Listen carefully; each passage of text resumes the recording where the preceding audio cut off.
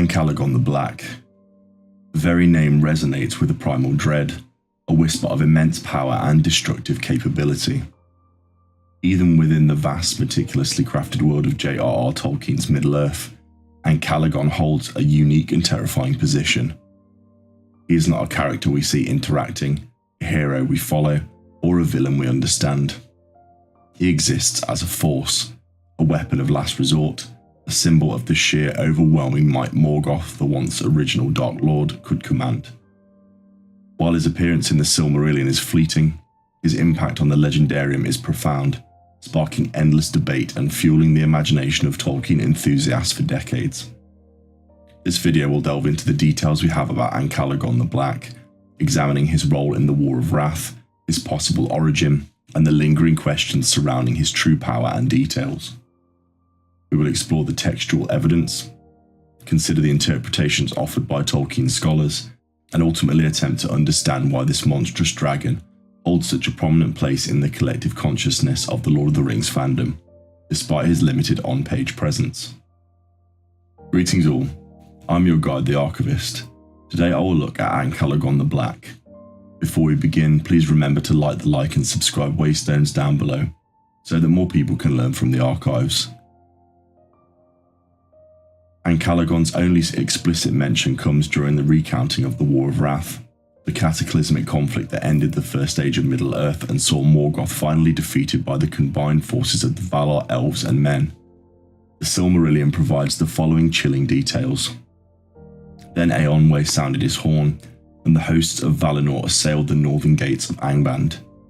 But Morgoth sent forth his last strength, and out of the pits of Angband came the dragons, and in the forefront was Ancalagon the Black. And the dragons were so terrible that the host of the Valar gave way, and the onslaught of the dragons was like a tempest of fire. But Erendil came, shining with white flame, and he was born on the back of Thorondor, the king of eagles, and he fought Ancalagon the Black, and after a long battle he cast him down from the sky, and he broke the towers of Thorongondrim in its fall.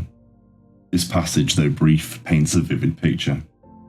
Ancalagon is presented as Morgoth's ultimate weapon, unleashed to turn the tide of a war that was rapidly slipping from his grasp. The dragons led by Ancalagon initially overwhelmed the forces of the Valar, forcing them to retreat. However, the intervention of Erendil, wielding the Silmaril and riding the mighty eagle Thorondor, proved to be too much. After a protracted and devastating aerial battle, Ancalagon was cast down, his fall shattering the very peaks of Thorongondrim. The volcanic mountains are built above Morgoth's fortress of Angband.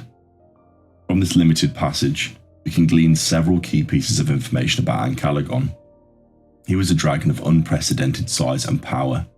The sheer scale of his impact, breaking the towers of Thorongondrim upon his fall, suggests a creature of immense power and size, far exceeding even the greatest dragons encountered later in Middle-earth, such as Smaug.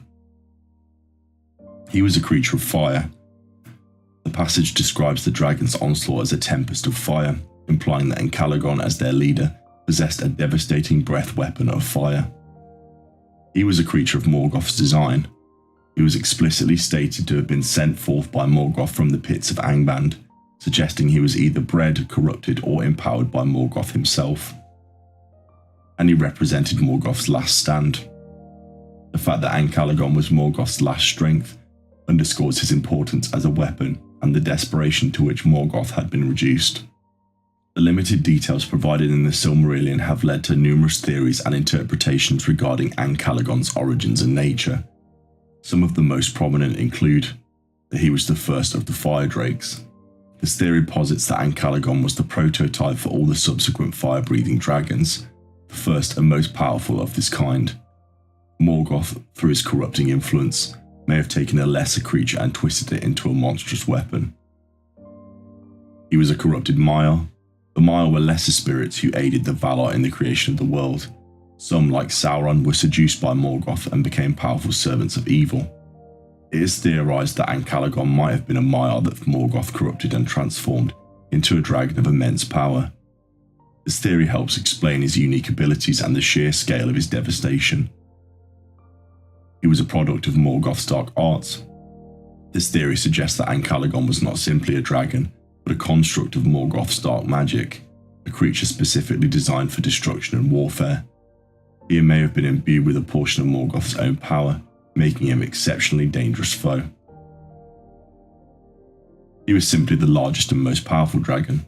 A more straightforward interpretation suggests that Ancalagon was simply the largest and most powerful dragon that Morgoth had at his disposal, the culmination of generations of dragon breeding and corruption. While less exotic than the other theories, this remains a plausible explanation. The defeat of Ancalagon by Arendelle marks a turning point in the War of Wrath, and the history of Middle-earth. It signifies the ultimate triumph of good over evil, and the final defeat of Morgoth's forces, the beginning of a new age. The image of Ancalagon's fall, shattering the towers of Thorongondrim, is a powerful symbol of the destructive consequences of evil, and the resilience of good to overcome even the most formidable challenges. Despite his brief appearance, Ancalagon the Black continues to fascinate and inspire awe among Tolkien fans. This is likely due to several factors. The sheer scale of his power. He represents a level of power that is rarely seen in Tolkien's works, a creature capable of challenging the Valar themselves. The mystery surrounding him, the lack of details about his origin and nature allows for endless speculation and interpretation. His role as a symbol of ultimate evil. He embodies the terrifying potential of Morgoth's corruption and the lengths to which he would go to achieve his dark designs. Ancalagon the Black is more than just a dragon. He is a legend, a symbol of the cosmic struggle between good and evil, and a testament to the enduring power of Tolkien's imagination. While the details surrounding him may remain shrouded in mystery, his impact on the world of Middle-earth and the hearts of Tolkien fans is undeniable. He serves as a chilling reminder of the darkness that once threatened to consume all of creation and the courage required to face it. Even in his defeat, Ancalagon stands as a monumental figure, a dark icon etched in the very fabric of Tolkien's legendary world. And so I have now covered the content for this video, but if there's anything that has been missed, please share them in the comments down below.